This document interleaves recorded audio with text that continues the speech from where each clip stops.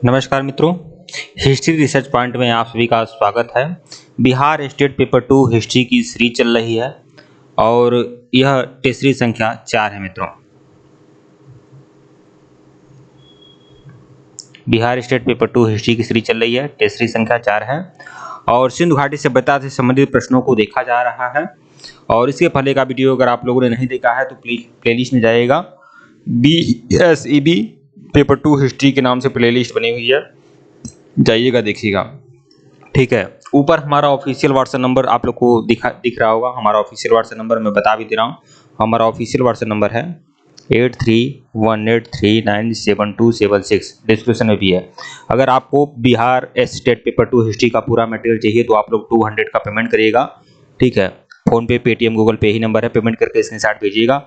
आपको Bihar state paper 2 history का complete material मिलेगा, कंप्लीट नोट्स आपको मिलेगा और 5500 वन लाइनर सीरीज भी मिलेगी, 1375 MCQ मिलेगा और हर टॉपिक का एक सेपरेट PDF आपको मिलेगा नोट्स, और बहुत ही बढ़िया ज़बरदस्त नोट्स होगा। तो जिनको भी चाहिए हमारे व्हाट्सएप पर मैसेज कर सकते हैं। आइए शुरुआत करते हैं। प्रश्न 61 देखिएगा, निम्नलिखित में से कौन सा स्थल घग्गर व उसकी सहायक नदियों की घाटी में स्थित है? तो घग्गर और उसकी सहायक नदी के किनारे कौन सा नगर स्थित है? तो बनावली है।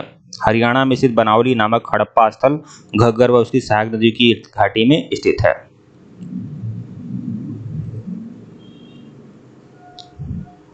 प्रश्न संख्या 62 देखिएगा, निम्नलिखित स्थलों पर विचार करिए और नीचे दिए गए कूट से सही उत्तर चुनिए। मोहनजोदड़ो, हड़प्पा, रोपड़ और कालीबंगा सिंधु घाटी सभ्यता के स्थल हैं। बिल्कुल सही है। हड़प्पा के लोगों ने सड़कों और नालियों के जाल के साथ नियोजित शहर का विकास किया, यह भी सही है। तो 1 व 2 दोनों सही है। विकल्प ए जो है आपका सही है। हड़प्पा, मोहनजोदड़ो, रोपड़, लोथल, कालीबंगा सिंधु घाटी सभ्यता के प्रमुख स्थल हैं। सिंधु सभ्यता में सड़कें एक दूसरे को संपूर्ण पर काटती हैं। सड़कों के दोनों किनारों पर पक्की नालियां बनाई जाती थी जिन्हें बड़ी ईंटों और पत्थरों के टुकड़ों से ढका जाता था। इस समय सोने और चांदी के आभूषण बनाए जाते थे और तांबे के साथ टीन मिलाकर कांसा तैयार किया जाता था। प्रश्न 63 देखिएगा, मोहनजोदड़ो और हड़प्पा नगर अब विलुप्त हो गए व खुदाई के दौरान प्रकट हुए थे। तो ए और आर दोनों सही है। आर ए का सही स्पष्टीकरण है। मोहनजोदड़ो और हड़प्पा वर्तमान पाकिस्तान के पंजाब प्रांत के शाहीवाल जिले में स्थित हैं। रावी नदी के बाएं तट पर स्थित हैं। नगर सिंधु सभ्यता के 2 प्रमुख नगर हैं। मतलब मोहनजोदड़ो हड़प्पा जो है यह सिंधु सभ्यता के 2 बड़े नगर हैं। प्रश्न 64 देखिएगा, हड़प्पा संस्कृति के संदर्भ में शैलीकृत स्थापत्य के प्रमाण कहाँ से मिले हैं? तो धौलावीरा से मिले हैं। धौलावीरा हड़प्पा काल में भारत में स्थित दूसरी सबसे बड़ी बस्ती है। गुजरात के कच्छ केरन में स्थित है धौलावीरा। यहाँ से उत्खनन के परिणाम स्वरूप हड़प्पा सभ्यता की अनेक महत्वपूर्ण जानकारियां मिली हैं। इन खोजों में शैलीकृत जलकुंड भी मिला है। प्रश्न 65 देखिएगा, धौलावीरा किस राज्य में स्थित है? तो गुजरात के कच्छ में स्थित है धौलावीरा। प्रश्न 66, कौन सा हड़प्पा नगर 3 भागों में विभक्त है? तो धौलावीरा है। ठीक है, ये सभी देखिए, ये सभी मोस्ट इंपॉर्टेंट प्रश्न मैं बता रहा हूँ सिंधु घाटी सभ्यता का। जितना भी प्रश्न आएगा यहीं से आएगा, ध्यान रखिएगा। धौलावीरा नगर आयताकार है। इस नगर को 3 भागों में बांटा गया है। 3 भागों में, किला, मध्यम नगर और निचला नगर। प्रश्न 66, निम्नलिखित में से कौन सा स्थल 3 नगरों के अवशेष प्राप्त हुए हैं? तो धौलावीरा से। विकल्प डी जो है आपका सही है। प्रश्न 68 देखिएगा, निम्नलिखित में से कौन सा प्राचीन नगर अपने उन्नत जल प्रबंधन और प्रबंधन प्रणाली के लिए प्रसिद्ध है, जहां बांधों की श्रृंखला का निर्माण किया गया है और समृद्ध जलाशयों में नहर की? ये आपका सब धौलावीरा है। विकल्प ए जो है आपका सही है। धौलावीरा नामक हड़प्पापुरा स्थल देखिए कई बार तो रिपीट हो जा रहा है। आपको पता है कि धौलावीरा कहाँ है? गुजरात राज्य में कच्छ केरन में स्थित है। ठीक है, और यहाँ से क्या मिला है? बहुत सारी चीजें मिली हैं। ये सब उन्नत जल प्रबंधन के साथ मिले हैं, बांधों की श्रृंखलाएं मिली हैं। ठीक है,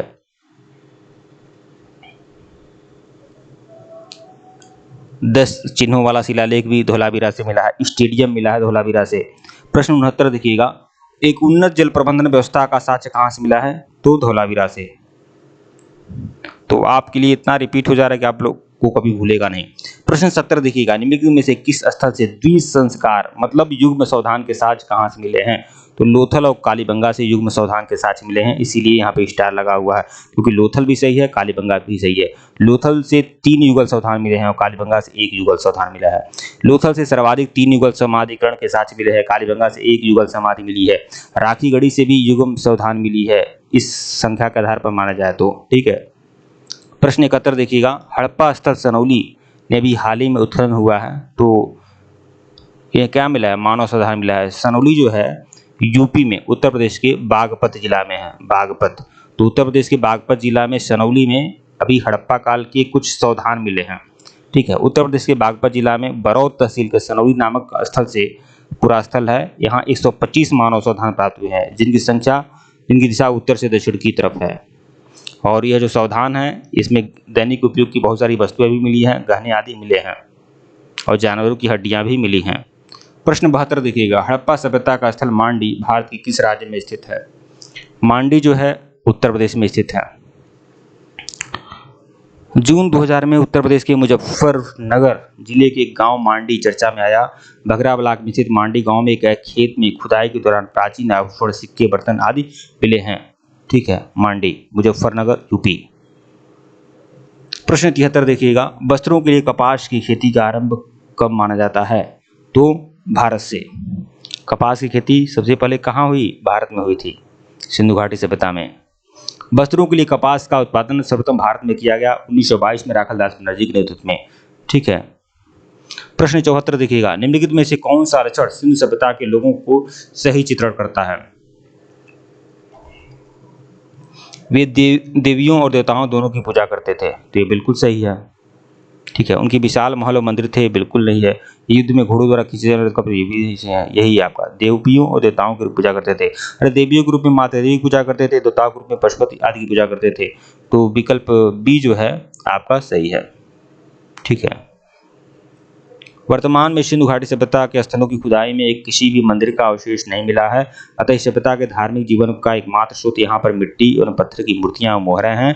इससे अनुमान लगाया जाता है कि माता देवी, पशुपति शिव और लिंग योनि आदि की पूजा, पीपल, नीम आदि पेड़ों की पूजा, नाग की पूजा आदि होती थी। पशुओं में हाथी, बाघ, भैंस, गैंडा, घड़ियाल आदि के चित्र मिलते हैं, यहाँ से घोड़े के चित्र का अभाव है।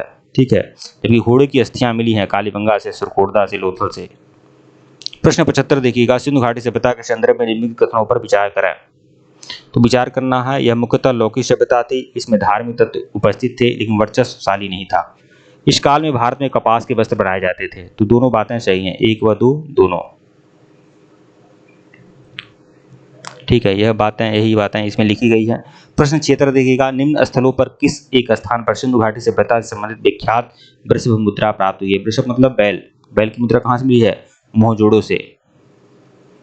मोहनजोड़ो से प्राप्त कुबड़ वाले बैल की आकृति युक्त मोहर की कलात्मकता की भूरी भूरी प्रशंसा मार्शल महोदय ने की है। इसमें बैल के अंगों में उभार और शरीर के अनुपात में विशिष्टता दिखाई गई है। प्रश्न 77 देखिएगा, निम्नलिखित में से किस पशु का अंकन हड़प्पा काल की मोहरों पर नहीं मिलता है।